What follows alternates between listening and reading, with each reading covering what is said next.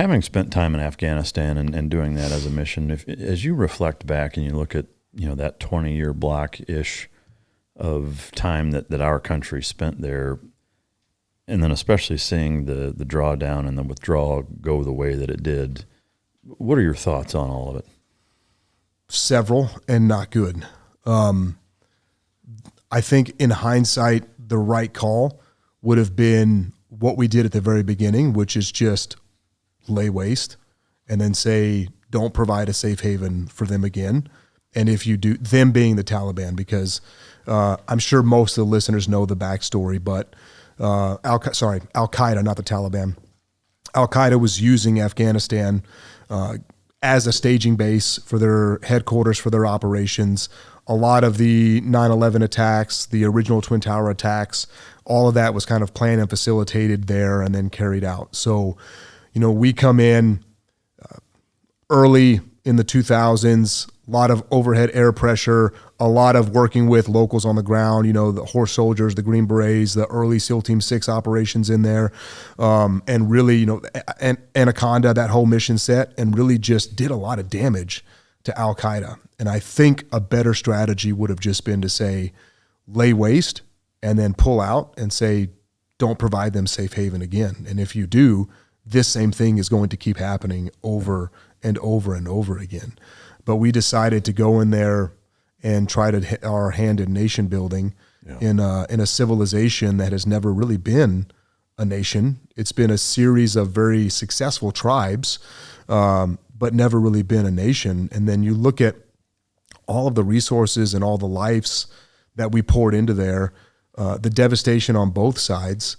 And then you look at both sides not being the bad guys, but there's always a civilian population that's going to be affected by war as well. And especially the people that worked with us that were from there. Absolutely. About getting hung out to dry. And you just think about, part of Kilcullen's book, the guy that Jack brought in to walk us through kind of the insurgency, counterinsurgency mission set, part of it was, you're naturally making insurgents if you're not doing things right. I mean, imagine a force coming into America and telling us, hey, we're here to help. But then, they're clearing through villages. Some bad things happen. Some mistakes are made. What are young, aggressive males going to do? We're going to take up arms, and all of a sudden we're now part of the problem. Yeah. So we created a lot of issues as well that then we had to later try and solve. And then when you look at just the unmitigated disaster that was the pullout, we had that country with very little resources still pretty contained and pretty controlled. If you listen to the last commanding general who was running the strike cell up there, pretty convincing case that with limited resources and surgical strikes, he was keeping the Taliban in their position and allowing things to flourish. Troops, right? That's it. Yeah, that's crazy. That's it. And then we, make the decision to withdraw, and not just the decision, but the method in which it was chosen just led to disastrous results, not just in that country, but on the world stage as well. And, there's so many different, the visions of how that thing unfolded and the chaos and the panic that it left in the civilians' minds over there, the images of people like scrambling to hang on to the wheels of planes as they're taking off because they know what's going to happen. People trying to flood through the gates to get onto the base to get out of there because they all know what's going to happen the second that the Taliban regain control. And it's no surprise. There's no surprise. Like, everybody knew exactly what was going to happen. Everybody knew exactly what was going to happen. And yet we did it. And the method that we did it, those 13 Americans that we lost, you could not have put them in a more compromised security position if you tried. Yeah. If you tried. You put them outside of a gate, surrounded by thousands of Afghanis, most of which just wanted to get out of there, provide the outer security corridor, outer security. We allowed the Taliban to control the outer security, which in and of itself is mind-blowing that we would do that.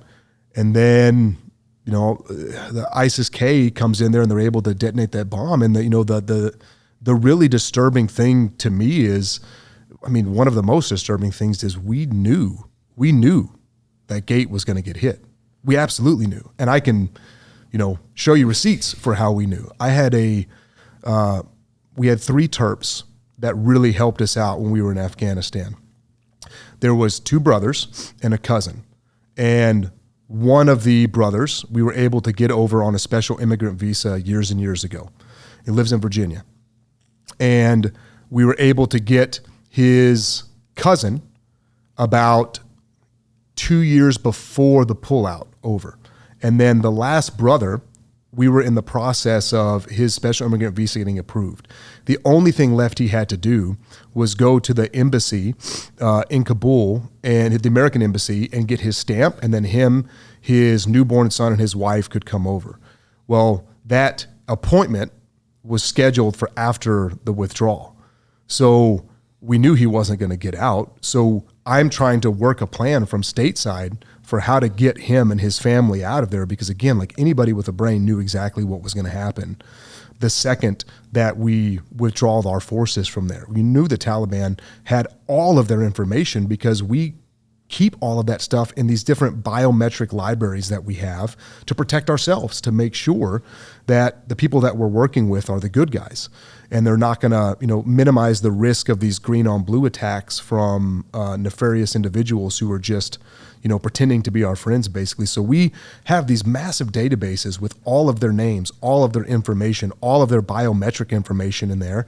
And when we pulled out the way we did, guess who got control of all of those things? The Taliban did. So we knew that they were just going to be systematically decimated for supporting us. So I'm trying to work a plan from stateside to get him out, and I'm leveraging every single resource at my disposal to get him and his wife and kids out. So I'm communicating with him on a encrypted app.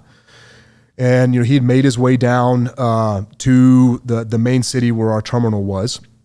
And he was trying to get into the gate, and I was calling, friends of mine that I thought might be on the ground from different units to include, different 3-letter agencies. I had a pretty good plan worked out. I had a buddy, SEAL, one of my best friends, whose brother was a C-130 pilot in the Marines. And I hit his brother up and I said, hey man, are you flying missions into Afghanistan? And he said he was. And I told him what was going on. And I said, I've got a Terp that I have to get out. And I said, if I can get him on base, will you fly him out? And he said, yes. Yeah, he will. Which, by the way, that's like highly illegal, highly illegal. But this guy's willing to hang it out for me. And there was a lot of Americans that were willing to do that exact same thing for our Afghani counterparts because of the sense of loyalty that I think that we kind of innately have with those people that put their lives on the line for us. So he said he would even do one better. He would go to the gate and get him on base and get him to the plane. Oh, wow. So he goes to the gate to try to get him on, and I'm simultaneously communicating with some contacts that are in some different government agencies, and I'm trying to get him and his family onto the gate. And he says, okay, well, cool, man, what gate are they at?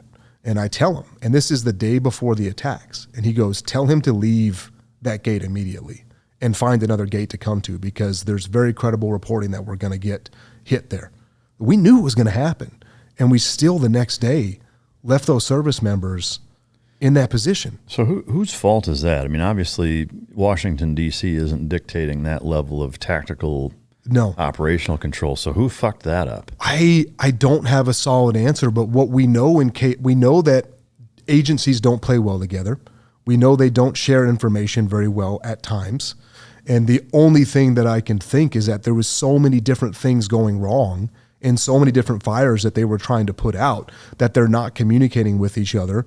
But ultimately, what I would say is whoever the hell was in charge on the ground is the person that's responsible for that. Now, ultimate responsibility goes to the man at the top. Yeah. But the guy on the ground who was in charge of that operation. Yeah.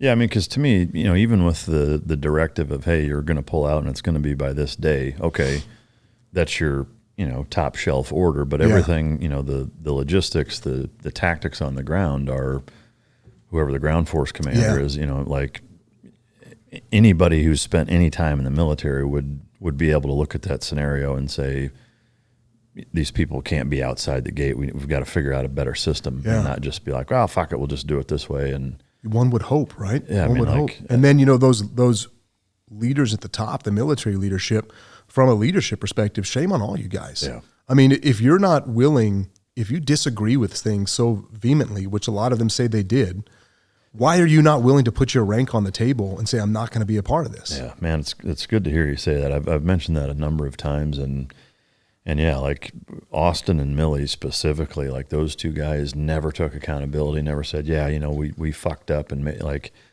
but to your point, and I agree 100%, like you can tell somebody that you disagree till you're blue in the face. If you're not willing to say, if you don't change this, here's my fucking resignation, then you're an absolute fucking coward. I'm not being a part of this. Yeah. I'm not going to be a part of this. Yeah. I mean, cause then you're just complicit and you're part of the problem, you know, like your whole job is to advise and influence, you know, and if you're the expert and that expertise is not being adhered to, then you should be willing to walk. Absolutely. And then, you know, the trickle down to the person that was running that evacuation on the ground, like what a chaotic thing for them to have to try and orchestrate and figure out. I'm sure that person was trying to deal with a million different things that were at some point, now some things in their control and some, I don't know who it was, but I can't even imagine the burden that put on the people on the ground to try and get all those things done. Yeah. Such a tragedy. And then, you know, it's been since then just, you know, downhill from there, whether it's people that you know, worked with us or, you know, women and children that are now getting put back in the Stone Age culturally. You know, the Taliban getting the amount of money that they're getting every week still from the United States government. Yep. All of our equipment that we left behind, all of those things. You know, luckily, we were able to smuggle our Terp and his family through a very long process up through Pakistan, use some shady connections at a foreign embassy in Pakistan to get them a visa to stay there longer while we got them processed to come here. And now they're here. All three of those individuals, the two brothers and the cousin, are all living in Virginia now together. Wow. By the way, they started a business. They're doing very well for each other, the American dream. Yeah. But there are thousands of people that supported our clearance, that support our operations, that were not as fortunate in that. And, you know, you look at, it's not about us, it's definitely about them, but you look at the situation that it left all of our service members in. You know, so many people sat across from those individuals and told them, we got your back. Yeah. Like, you can support us. Yeah. You can support us because we're going to be here. We're going to take care of business. We're going to make sure that, you know, Afghanistan is given back to you for control.